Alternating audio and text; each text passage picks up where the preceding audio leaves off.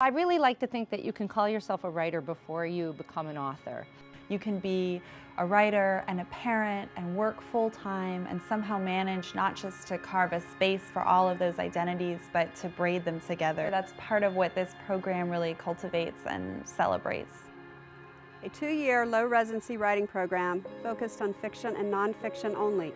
The MFA at Southern New Hampshire University is a highly individualized course of graduate study, leading to a terminal degree of 60 credits and a book-length manuscript of publishable quality. The heart of our program is the cohesiveness of the faculty and the students together.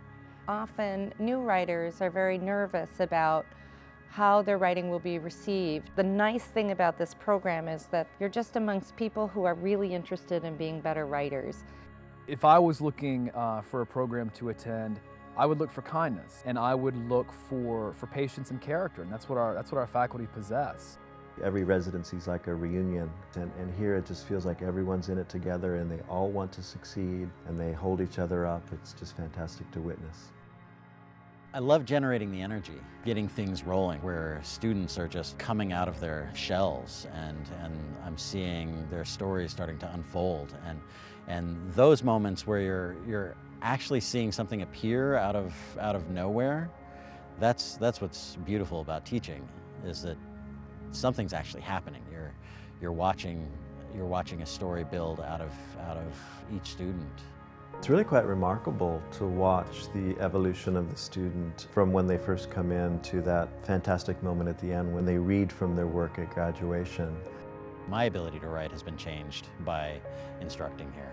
I get so much from the faculty around me, from looking into the ins and outs of how stories work, that I really feel like I'm coming out with a lot more than I went in.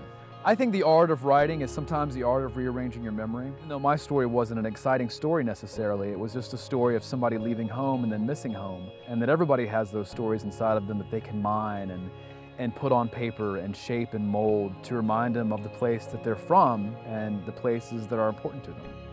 I see my artistic process as constantly toggling between being in the world and retreating from the world. I'm gathering experience, I'm listening to other people's experience, I'm writing everything down, and I take all of that into the writer's cave.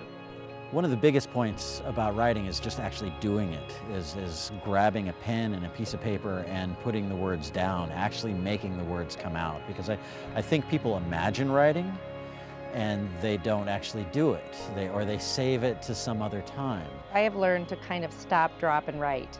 I try to not spend a lot of time looking for 4-hour blocks or 6-hour blocks. So I write in the car at my daughter's soccer game. I write while I'm waiting to pick them up at school. Writing means actually doing it, actually getting the words to move.